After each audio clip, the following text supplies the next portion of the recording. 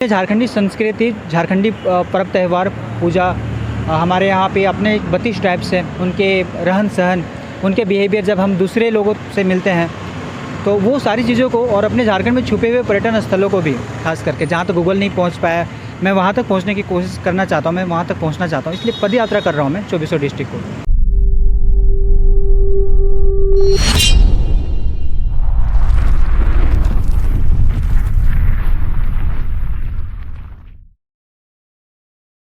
नमस्कार, आप देख रहे हैं झारखंड जोश और मैं हूं श्रुति परमार। इस वक्त मैं मौजूद हूं कटरू इलाका में, जहां पर मुझे एक युवा दिखाई दिए जिन्होंने पद यात्रा को लेकर के झारखंड की खूबसूरती को दिखाने का ठाना है।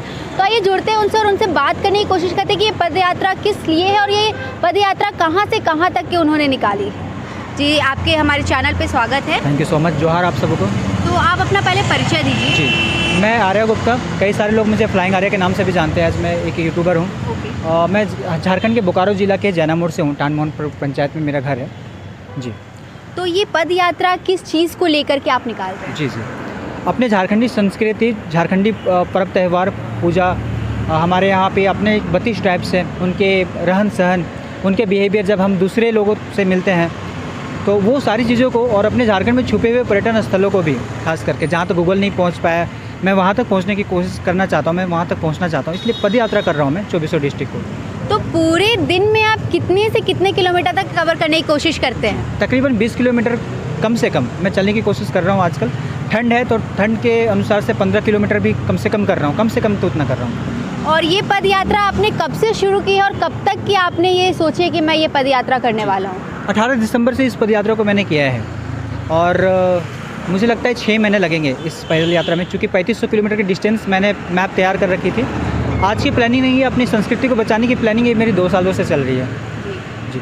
तो इस पद यात्रा में आप अकेले हैं या आपके साथ कोई और आपके दोस्त महिम जुड़े हुए हैं? नहीं, मैं अकेला हूँ फ़िलहाल, बट कई सारे लोग मुझे इस रास्ते में जुड़ते हैं, मिलते हैं, तो मुझे कहीं ना कहीं समर्थन करते हैं और मुझे शुभकामनाएं भेंट करते हैं। तो झारखंड के कल्चर को दिखाने की जो कहीं ना कहीं सरकार की ये होनी चाहिए, वो आपने खुद पे ले लिया है। ये चीज़ को क्या सोच करके आपके दिमाग में ये चीज़ क्लिक किया? मुझे लगता है कि अपने घर की, अगर घर में गंदगी है तो घर की सफाई पहले खुद से स्टार्ट करें। हम किसी के ऊपर डिपेंड नहीं रह सकते। डेफिनेटली ये जो मैं काम कर रहा हूँ ये प्रशासन की काम है, बट कहीं ना कहीं मैं भी अपने झारखंड से ही हूँ, झारखंड का नेटिव हूँ। मैं जानता हूँ प्रशासन कितने स्तर पर काम कर रही है, कितने स्तर पर नहीं।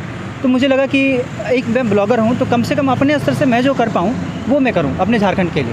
तो हर दिन लगभग कितने लोग आपसे जुड़ते हैं? आपने जैसा कि बताया कि जब भी आप पदयात्रा पे निकलते हो तो कुछ लोग आपसे जुड़ते हैं, इस चीज़ के बारे में जानने की कोशिश करते हैं। तो दिन भर में कितने लोगों से आप संपर्क कर पाते हैं? कम से कम मुझे लगता है कि 10 से 12 गणमान्यों से मुलाकात हो जाती है। कई सारे ऐसे भाई भी मिलते हैं जो कहते हैं कि जो हम नहीं करना, मतलब हम नहीं कर पाएंगे कभी, या फिर नहीं कर पाते, वो आप कर रहे हैं, तो मैं आपको आगे तक थोड़ा सा छोड़ दूँ। कम से कम 1 किलोमीटर 2 किलोमीटर साथ में भी चल लेते हैं कभी कभी।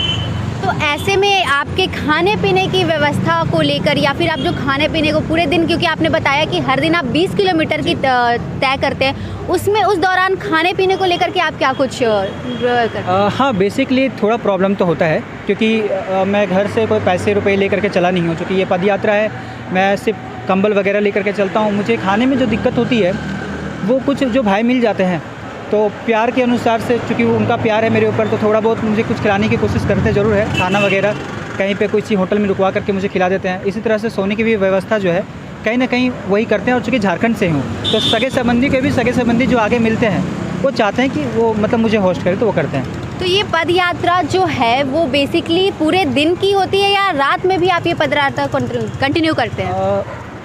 थोड़ा मेरे लिए मुश्किल होता है कि मैं शामों को करूं। अगर शहर होता है तो मैं तकरीबन 8 बजे तक चलना पसंद करता हूं, बट अगर गांव इलाका होता है तो मैं तकरीबन दिन भर ये करता हूं, सुबह के 6:30 से 7 बजे निकल करके और शाम के 5 बजे तक ख़त्म करने की कोशिश करता हूँ। तो जैसा कि झारखंड में जिस तरीके से अभी ठंड बढ़ गई है, कड़कती ठंड में भी आप ये पद यात्रा को कंटिन्यू करें, जैसा कि आपने बताया कि आप मात्र कंबल लेके चल रहे हो, ऐसे में रात में आप ठहरने पे कहाँ ठहरते हो, कहाँ रुकते हो, किस तरीके से फिर सुबह आप उसी पद यात्रा पे निकल जाते हो?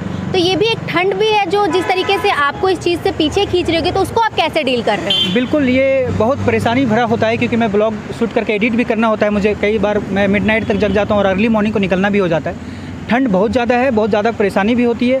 जो लोग मुझसे जुड़ते हैं, जो आगे मुझे अपने घरों में सोने के लिए ये करते हैं, आमंत्रण करते हैं, तो उनके यहाँ थोड़ा कंबल का और व्यवस्था होता है और मैं करता हूँ, और मैं कोशिश करता हूँ कि ठंड है तो थोड़ा सा 1 घंटा 1.5 घंटा लेट ही निकलूँ। तो जैसे कि हमने फ्लाइंग आर्या से बात की और उन्होंने बताया कि ये पद यात्रा उन्होंने झारखंड की कल्चर को कहीं ना कहीं झारखंडियों तक देव यात्रा के द्वारा झारखंड के छोटे छोटे जगह जहाँ पर आज तक लोगों की नज़र तक नहीं गई उसको बढ़ावा देने की बात की है। तो ऐसी तमाम जानकारियाँ मैं आप सबके लिए लेकर आते रहूँगी। तब तक के लिए देखते रहिए झारखंड जोश। धन्यवाद।